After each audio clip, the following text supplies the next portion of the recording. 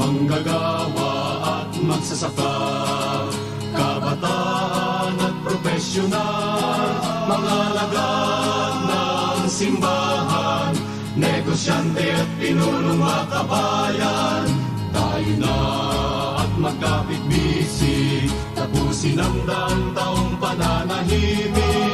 Panahon na upang ang ating tinig ay marinig sa buong daigdig. Tayo na at magsama-sama sa pagdurog sa imperialista.